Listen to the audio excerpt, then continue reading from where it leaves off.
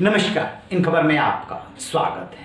यदि मैं ये कहूं कि भारत का दुश्मन नंबर 1 चीन भारत की किसी गतिविधि से खुश हो रहा है तो सहसा यकीन नहीं होगा। लेकिन अंतर्राष्ट्रीय राजनीति में ऐसा होता है कई बार कि बेशक आपकी किसी से दोस्ती ना हो या टेंस रिलेशन चल रहे हो, इसके बावजूद आपकी नीतियों से जो आपका दुश्मन होता है वो खुश होता है। ऐसा ही कुछ हो रहा है भारत के मामले में। भारत के विदेश मंत्री एस जयशंकर पहुंचे हैं मॉस्को यानी कि रूस, और जो इस समय अंतर्राष्ट्रीय परिस्थितियां है ये सबको पता है कि 24 फरवरी से रूस और यूक्रेन के बीच में युद्ध चल रहा है और वो युद्ध जो है बहुत ही खतरनाक मोड़ पे पहुंच गया है। एक तरफ पश्चिम है, दूसरी तरफ रूस है। चीन जो है, जो उम्मीद थी रूस को, उस तरीके से चीन साथ नहीं आया और भारत का जो रुख है वो पूरी तरीके से न्यूट्रल लेकिन रूस के साथ दोस्ती निभाने वाला है। आपको याद होगा पिछले दिनों जब प्रधानमंत्री नरेंद्र मोदी मिले थे रूसी राष्ट्रपति, तो रूसी राष्ट्रपति पुतिन से, उसमें उन्होंने कह दिया था कि ये युद्ध का समय नहीं है, किसी भी समस्या का समाधान वार्ता से होनी चाहिए।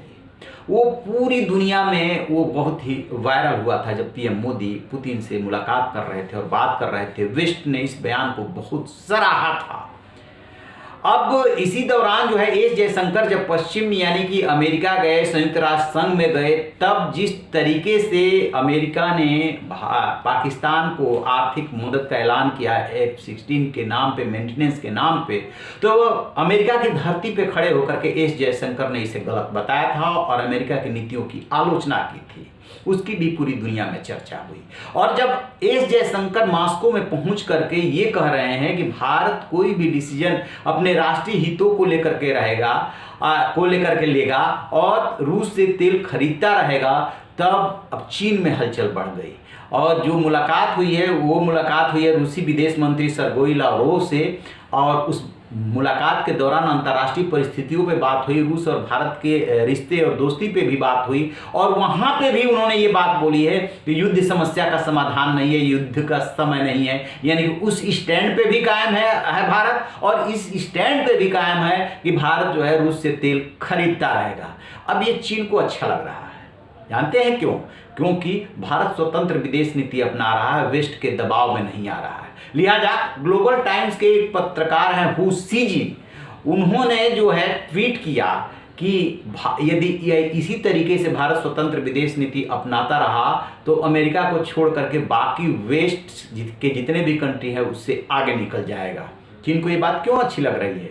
क्योंकि ये वेस्ट के अगेंस्ट जा रहा है। वेस्ट का दबाव है इस बात के लिए, वेस्ट से मतलब पश्चिम अमेरिका समेत तमाम पश्चिमी देशों का, कि भारत रूस से तेल ना खरीदे, क्योंकि उससे रूस को कहीं ना कहीं बल मिल रहा है, रूस को स्ट्रेंथ मिल रहा है। भारत को फायदा ये हो रहा है कि उसे कम रेट पे तेल मिल रहा है।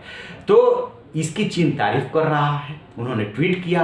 वो ग्लोबल टाइम जो भारत के खिलाफ जहर उगलने से बाज नहीं आता है, बात बात पे जहर उगलता है, और वहां पे पूरी मीडिया जो है सरकारी नियंत्रण में है, वो भारत की तारीफ करता हुआ नजर आ रहा है। और ये दिख रहा है साफ साफ कि भारत जो है वेस्ट से आगे निकल जाएगा, यानी कि उसकी विदेश नीति की, स्वतंत्र विदेश नीति की तारीफ हो रही है। ऐसे ही जैसे कि पाकिस्तान के तत्कालीन प्रधानमंत्री इमरान खान और अब पूर्व प्रधानमंत्री इमरान खान गाहे बगाहे भारत की विदेश नीति की तारीफ करते रहते हैं कि देखो भारत को देखो, वो अपने हिसाब से डिसीजन लेता है, दुनिया के आगे, पश्चिम के आगे, अमेरिका के आगे झुकता नहीं है।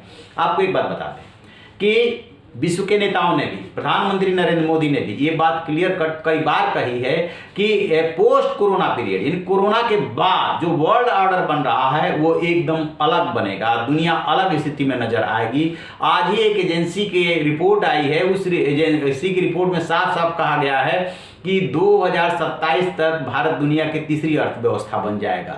यानी कि जो मौजूदा दौर है उसमें अर्थव्यवस्था का मजबूत होना बहुत जरूरी है। उस दिशा में भी भारत आगे बढ़ रहा है।